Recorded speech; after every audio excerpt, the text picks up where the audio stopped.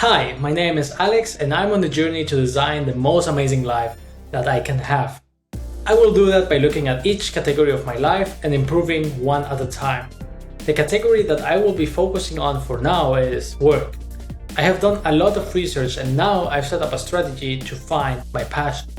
And I'm pretty confident that with this strategy I will be able to raise my satisfaction from a 6 to a 9 and ultimately to a 10. So let's start. But before I start explaining my strategy, I want to quickly explain why I chose work out of all the other categories. This comes from a very surprising experience that I had during this winter when I was traveling. Last year, I set up everything to become a digital nomad together with my girlfriend. We sold almost all our possessions, packed the most essential things, and traveled for 6 months. We went to Thailand, Malaysia, and Japan while we were working remote. It was the first time that we had such a lifestyle, and we did have many amazing experiences and a lot of fun. And many of my categories improved. I was living in very nice Airbnbs, we were doing a lot of stuff during the weekends, and throughout the travel our relationship improved a lot.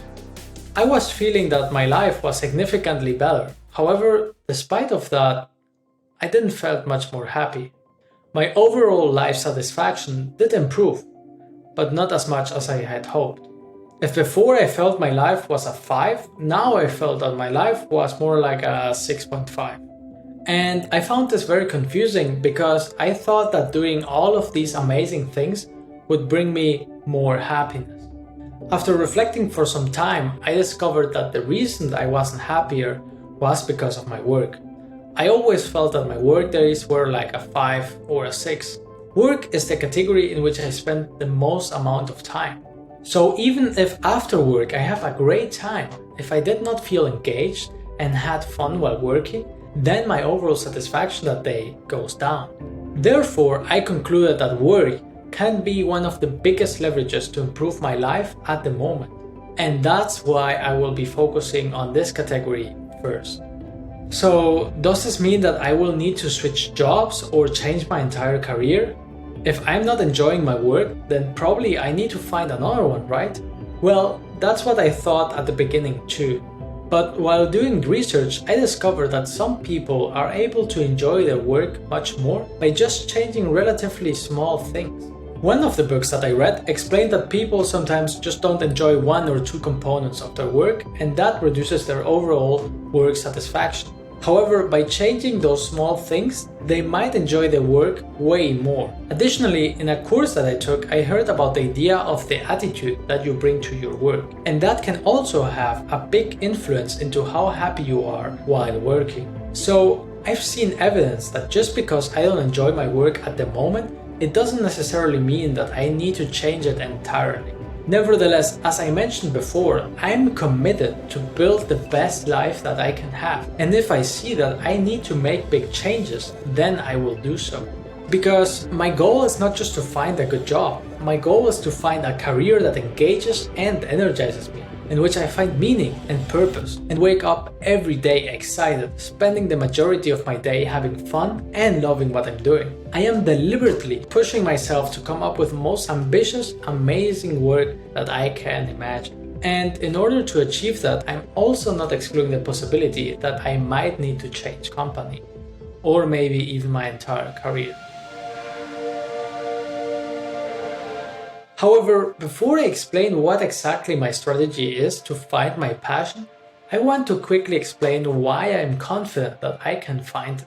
Because there was a time where I didn't feel this way. When I was 19, I had no idea what I wanted to do with my life. And most adults I knew were not passionate about their work. So it seemed impossible for me to find work that I enjoy. I always thought that that was only for few very lucky people. But the thing that created the most doubt for me was the fear that I might have a passion for which it is not possible to make money. But over the past few years, I have met more and more people that love their work passionately, and this gave me a lot of confidence. But one of the important realizations that removed all doubt for me entirely is that the modern world offers more options and variety than ever before. And because of this, I believe it's possible to find or create a job that perfectly suits my passion. So for example, if I like cooking and sailing, then I can become a personal chef on a yacht. Or if I like traveling and filmmaking, then I can become a travel blogger. Or if I like dogs and surfing, then I can become a dog surfing instructor. Apparently that's a thing. The thing was that when I looked at university curriculums, it seemed like there are only few professions available. However, in the real world, there are actually way more jobs and countless combinations that can cater to my unique passion. So the problem is not that there are no options, the problem is choosing. And how I will explain later, that is a problem that can be solved. And that is why I'm confident that I can find my passion. I'm still not sure how long it will take me to get to a 10, but I think that I will be able to make constant improvements and already see benefits relatively soon. So let's begin by understanding the goal. My goal is to find my passion, but what does that mean? Well, I could define it as a job that I like, but I want to be more ambitious than that, because I just don't want to find a job. What I want to find is something more long-term, something that I want to dedicate 20 or 30 years of my life to, a field in which I can improve my skills constantly and become better and better, in which I develop a person of which I can be proud of. So what I want to find is a career, and in order to do that I really need to like it and enjoy it. And for me that has two components. First, I need to enjoy the process, the daily tasks and activities as part of that career. I need to be engaged, energized and having fun while working. But I also need to care for the outcome. It's not just a task that I repeat for the sake of it, but where I'm building something that I care about, something that has purpose and meaning for me. This means that what I want to find is a career that provides both purpose and meaning, where I find the daily activities fun, engaging and energizing. This is what I mean when I say passion. Great, so let's find that, right? No. Just like that, it seems like a difficult task. How will I find something that has all of those things at the same time? I'm already kind of overwhelmed by thinking about it. So let's break it down. I want to find or create a career that provides meaning and purpose and is achieved by tasks that are fun, engaging and energizing for me. Now let's put it in a better order. If I first begin by understanding what I like, what tasks I find fun, engaging and energizing, then it's much easier to generate ideas for careers that require those tasks. And then I can either find or create the type of career, and that's how I will proceed. However, I want to mention something that I don't know how to integrate here. When giving career advice, many people mention that one should focus on one's strengths, the things that one is good at. However, I find it really difficult to think in those terms. When I ask myself, what am I good at? I get no convincing answer. I find it much easier to think about what I like.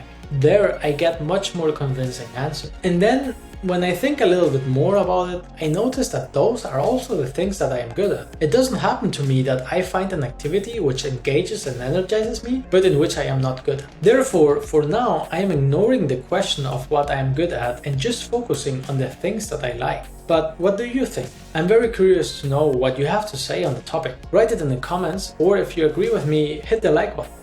Alright, let's move on. So it's clear for me now that I need to focus on step number 1. Because if I really understand myself and know what I like, if I really know what sets my soul on fire, not like that, but you know what I mean, then I can look at this world full of options and it's much easier to choose.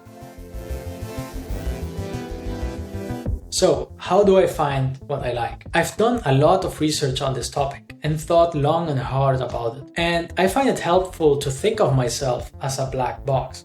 And there are inputs and outputs. The inputs are activities, things that I do, and the output are feelings, how I feel while doing them. For example, if I have to file my taxes, then I feel bored. But if I drive go-karts, then I feel excited. So these inputs and outputs are data.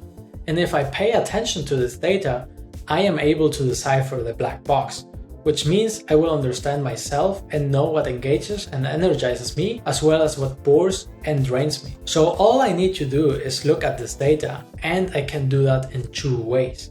First, by thinking about my memories and reflecting about how I felt in different situations in the past. Second, by monitoring my feelings while I'm doing things. And although the first one can be valuable, I think the second one is more reliable, because memories can often be very vague and maybe even distorted. While in comparison, an activity that I just did gives me a lot more data and I can use it to understand myself much better.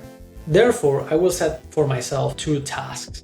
First, reflect about my past and think which activities I have enjoyed the most. And the second thing that I will do is to set up different experiments, put myself in different situations, and monitor my feelings. And the way I will do that is by using a tool from the book Designing Your Life. There, the authors share a tool called the Good Time Journal, which is basically a reflection guide, in which I describe the activity that I am logging, then record how engaged I was, if I entered a flow state, and how energized I was after the activity. And even though it's called Good Time Journal, it can also be used for bad times. So I will also use that in moments where I am disengaged or left with less energy than when I started. And by doing both of these tasks, I think that after a few weeks, I will get a pretty clear picture for what things I like. And when I know that, I will also know if I want to keep my current job and just need to do some small tweaks to it, or if I need to change my entire career. That's it. That's how I will improve my category of work in the next few weeks. Let's see how it goes.